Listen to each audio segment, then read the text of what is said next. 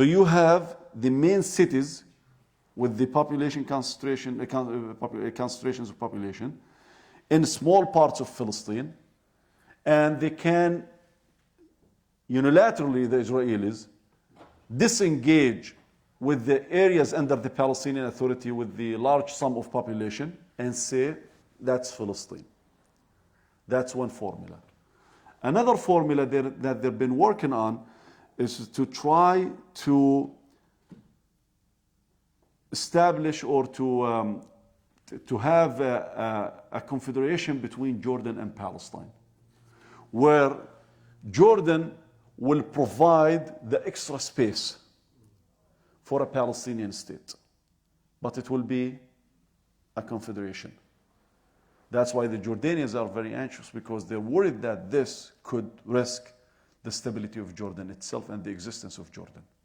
But this is something that is being offered to the Palestinians and the Jordanians. In fact, I truly believe that they're keeping Jordan at the edge.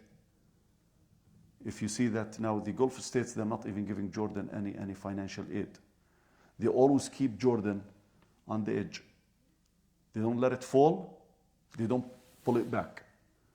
They want to keep Jordan in a situation where they can exploit the economical situation of Jordan. So that's another scenario. But to say that there will be a Palestinian state on 22%, it's impossible of Palestine. Impossible. Huh? It's impossible. Two things. First, there is a movement. We have to be engaged. We have to do our part. But we cannot convince our Muslim brothers just to register the vote. How are we going to convince them to be part of the movement? This is one thing. Two things about Jerusalem. With all what we said, and now Iraq, Syria, Egypt, everything is gone. So what movement the embassy will make? What consequences? I mean, what is it? They make it a big deal to just move the embassy. Yeah. Okay. One akhi, yes, we have a problem convincing our community to vote, but also more than 50% of the American people don't vote. So it's not only that the Muslim community doesn't vote, but we need to get to that point where the Muslim community start to be more engaged. I know that many people don't even see the relevance. Many people don't, they just want to have a passport and to say I'm an American citizen when they go overseas, but they don't know that they're American citizens when they're in the United States. So they just use it when they travel abroad. And as a Palestinian, myself, Palestinian, I know, but never lived in Palestine, I know that maybe many of the Palestinians have built fancy villas in villages in Palestine while they still live in apartments here. Okay? Because they're investing there, although they will die here. And they are dying here, and their children are not moving back. We still have this disconnect. We still have this disconnect. But we have to keep repeating it. We have to keep reminding people. We have to keep encouraging them. We have to keep educating them and educating ourselves and educating our community that we need to get to the point where we can rely on our numbers. But our numbers are not enough. That's why we need to have these broad coalitions. That's why you need to engage other segments within the society. But you always start from within. So is there a magical solution to this? No one has a magical wand. See, no one has it. But we have to keep reminding. I remember, Akhi, Wallah, I still remember in 2004, when Bush was running for re-election. I remember going to a masjid in Northern Virginia, not Dar al-Hijra, our masjid. I remember going to a small masjid. I never knew that it even existed. I never knew it existed. But it's a big masjid. I didn't know it existed. They also had, they even had their own radio station, radio station. I didn't even know about it in Northern Virginia. That was in 2004. So I went to this masjid, and I forgot who asked me to go and give khutbah there, and he said, "Ya akhi, go remind people to register for the elections, to vote in 2004. So I went to this masjid. They knew that I was coming. I gave the khutbah. And I was reminding people, you need to register to vote. Of course, the law prohibits us from endorsing a candidate from our masajid until Trump, quote unquote, destroys the Johnson Amendment. He says he will destroy it. That's what he said. So we're prohibited from endorsing a candidate. So I was, again, encouraging people, hoping that people understand you go and vote for Kerry. But you don't say go and vote for Kerry, okay? You can't do that by law. So I was giving the khutbah, and it's not that Kerry was better, much better than Bush, but now I know, look, we have also to get over this myth that Hillary would have been worse than Trump. No, that's not true. We have to go to get over this myth that, you know, Democrats and Republicans are the same. They're not. They're not. We're lying to ourselves. They're not. And the Likud and the Labour Party in Israel are one. No, they're not. Okay, yes, Likud and Labour are both killers. But there is one that you can't talk to, the other one it's impossible to deal with. I'm not saying it's go and support the Labour Party in Israel. But I'm saying we should get over this myth and stop lying to ourselves. So I go and give this khutbah and I say, brothers, don't forget, register to vote. It's important that you vote. Virginia later on became a swing state in 2008. Now they call it a purple state because it's the mix between blue and red. So it became a purple state due to Northern Virginia. Okay? So I go and I give this khutbah, and after I finish, this brother stands up. I just finished my khutbah. We prayed. Before we got up to pray Sunnah, this brother stands up. And he started yelling in the masjid. And he said, who gave you the right to come to our masjid and to give khutbah? I looked at him and I said, the administration of this masjid. And he said, you know, I'm a member of the administration. We didn't know that you're going to be speaking about the elections. I said, okay, but the administration knows. He said, no, we don't know. It's haram to vote. Had we known that you're going to say this, we would have not allowed you to go on the member to tell us to preach haram. And I asked the brother, I said, okay, it's haram to vote, but are you an American citizen? He said, it's none of your business. I said, okay, I know it's none of my business, but are you an American citizen? He said, I'm an American, but it's none of your business. I said, I don't know how you live in haram and you carry a jinsiyya haram, a haram citizenship, and it's haram to vote. You justify it when it comes to your own benefits, but you don't allow me to use it when it comes to the common good, collective good. And he told me leave. And I had to leave. Look, I think we got over these mentalities now. I don't see them anymore popping up in our communities. Wallah, alhamdulillah, yani it's been a while since I saw someone one. شايف؟ فأنا I think this is, يعني alhamdulillah, we're progressing as a community.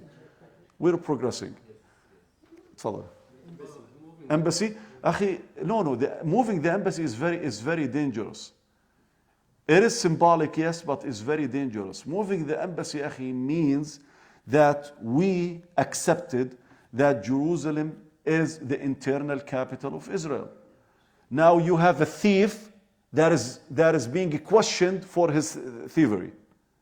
Once they move it and the world accepted, now this thief becomes the owner of what he stole. We shouldn't give Israel that right. They took the whole Palestine and everybody's... And we're still questioning it, right? Yeah, I know, we are, but I mean the whole... No, but the world is not questioning the occupation of the entire Palestine. They're questioning the occupation of the 1967. Right now, yeah. And if the United States will say, I'm no longer questioning the occupation of the 1967, I'm no longer questioning the occupation of Jerusalem, that is a problem. That is a problem. What are the consequences? What's the avalanche? I mean, nothing's going to happen. The Arabs are weak, you know, the Palestinians are weak. Can anyone predict what the backlash will be in the Muslim world? Meow. Meow? No, I don't think so, Yahi. We've seen what happened in October. We've seen what happened in October. And let me tell you this, Yahi. This is... I'm You, no, it's okay, akhi, it's okay. It's okay. I'm not saying that that you will see the Muslim masses taken into the streets. I don't know. It might just go like that, but it doesn't mean that it will not be registered. And this will come out at one point. People are so fed up. I'm telling you, we're going to have an explosion in the Arab world, not because people want freedom, because people want to live in dignity. They want to be able to provide. Every time I go to the Arab world and I look at the Arab masses, you know, these people, I don't know how they're living. People are going to explode because they cannot take it anymore. But we don't know when it's coming. And when it comes, you're just adding to the pressure on them. So it's a matter of time before they explode. You know, my question, I guess, is I don't know if you can touch on how come, you know, subhanAllah, right now, as we know, like when people talk about this new style of war, fourth generation, I don't know if you believe in that it's happening. How come all of a sudden, you know, the biggest Muslim Arab country next to Palestine, you know, is serving an agenda that's totally against, you know, the history, the religion, you know, specifically, and then all of a sudden another, you know, Arab country in the Gulf is also serving this agenda. How can we explain this stunning success, you know, of the enemies of the Ummah? They're all of a sudden, with few resources, they're in charge of the, you know, the country that saved the Ummah from the Tatar, from the Mughals, now is all of a sudden serving the Zionist agenda better than the and then also the other Gulf state with huge, you know, monetary resources, and it's causing havoc in Libya, and, you know, and many other places. I don't know how to I'm just explain it. saying, you know, we have to recognize the failure or the short-sightedness of the so-called Islam. And for example, the Islamist movement or the Islamists or whatever. Now even political Islam is under question. You know, you cannot and the demonization, as you mentioned, mashallah, rightfully so, demonization not only of the Ikhwan, but the demonization amongst Muslims. I was recently in Libya. Even good, well-intended, sincere Muslims will tell you, our biggest problem is political Islam. You know? So I know it's a big question. But No, it is a big question, akhi. I don't think anyone has an answer. I don't think anyone has an answer. I mean, you can go revert to the traditional answers, okay, colonialism or destructionism, shouldn't be even called colonialism. Departed, but they installed their puppets. That's a traditional answer. I don't know how to answer it, akhi, but we're living it. We're living it. And I don't know what it takes to change the status quo in the Arab and the Muslim world. Well, I don't know what it takes. I don't, you know, I don't know how to explain the obvious. It's very obvious. You just can't explain it because it's the obvious. That's the problem. It's the obvious. So I don't know. I don't have an answer. This is our reality. Here, inshallah. And I'm going to be very short. I know the time is gone. Thank you for coming. You mentioned something that the efforts. You said that Prophet Musa, Allah subhanahu wa ta'ala, he told me that you have to stick, to hit the with your stick, and this is divided. Allah subhanahu wa ta'ala, if you want, he can open the stick without Prophet Musa come with his stick, but he just, Allah subhanahu wa ta'ala, he wants Musa to make an effort only. If you saw the New York last time, the airport where the President Trump, he banned those 7 countries people to come in. When the people they came to take their relatives out of the airport, they found out that they are being hauled over there in the airport not to get out. Thereafter they crowding, they take some message, they say, hey, they have all inside, something like that. And the message gone all over the media. The people come with the banners to the airport and shouting and shouting. The airport is crowding, the media is coming. And thereafter there is some effort. As a result of that, the federal judge raised an issue, sued from that this decision is not constitutional. And yesterday, I think that the federal court made a decision that to cancel that. But right now they came in. The efforts, the media, the people, they come to the street and shouting, demonstrating that they make an effort. Thereafter, the government come out, the federal court come out, and therefore make decisions. Nothing happened in Arab countries, nothing happened in Muslim countries, nothing happened over there. Only those people who are few people only in New York that facing these issues. My question is that we are, as Muslims in this country, we are not united. We are very divided here. Forget about outside Muslims. And if there is any issue right now, if there is any effort or activities in order to hold those Muslim people in the United States to be united and to have one body, that's very strong, that can challenge the government or to stand against this challenge. So this is one question. The other things about talk about Palestine and those in Jerusalem, something like this. Palestine case is not a responsibility of Palestinian people only. It's not responsibility even for the Arab people. It is a responsibility of every Muslim in the world. Every Muslim, even non-Muslim country, every Muslim everywhere. It's not one people's responsibility only. So what are the efforts in order to hold those Muslim people in the United States united? Any efforts? I did refer, Akhi, to the U.S. Council of Muslim Organizations that brought, inshallah, hopefully 10 organizations on the 15th. We're voting on NATE. The NATE, I think your masjid is under NATE, right? So we have these organizations, the major organizations. We have many shura councils. The Southern Shura Council here, Southern California Shura Council is a member of the U.S. Council. Many other shura councils in different cities and regions. Many masajid, many relief organizations are members of this council.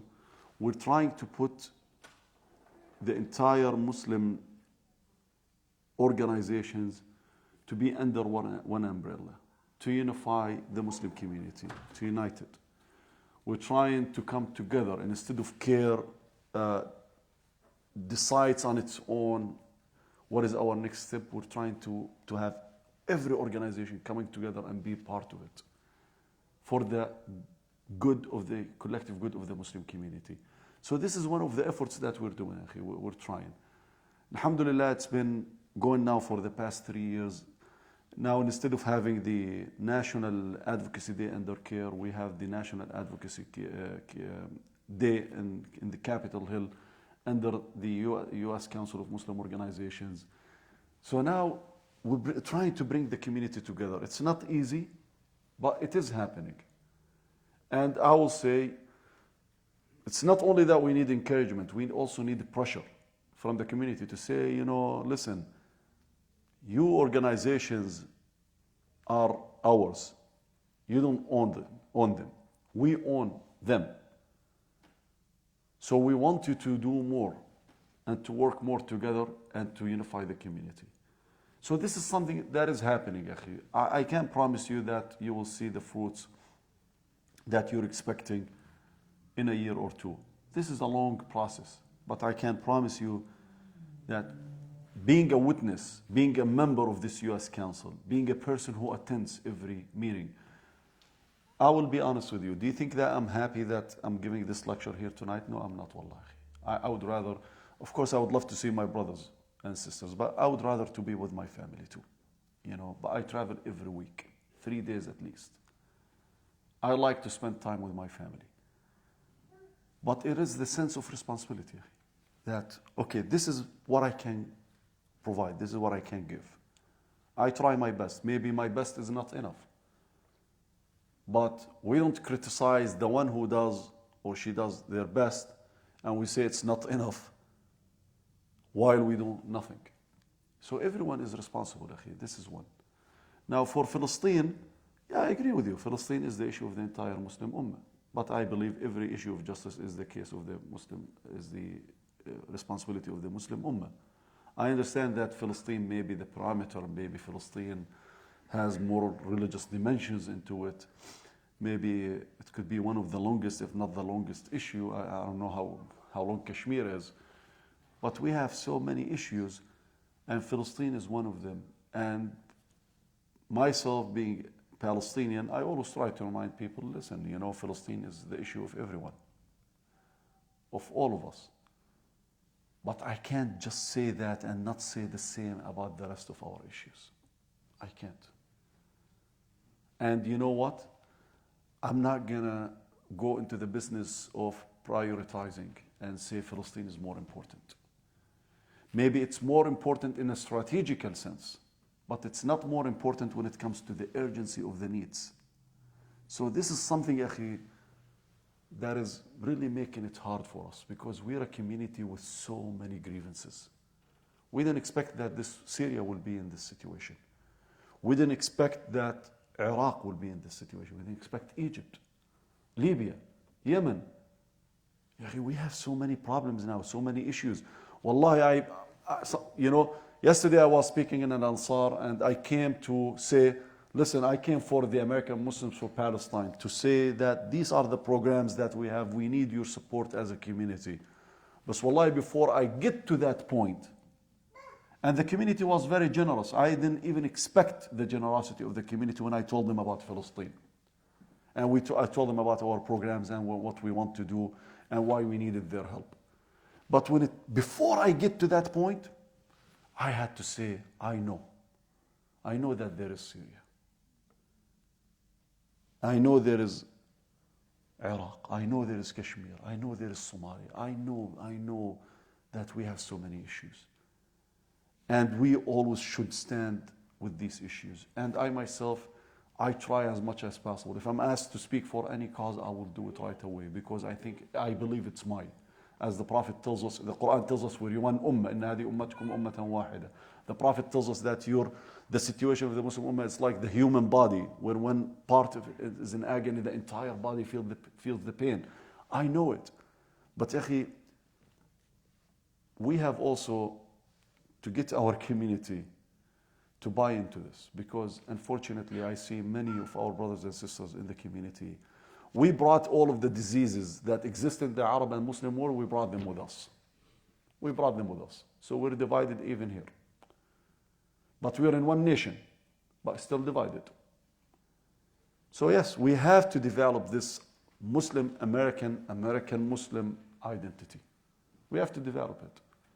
Not to isolate and separate us from the rest of the Muslim Ummah, but at least to get rid of the diseases that afflict the Muslim Ummah overseas.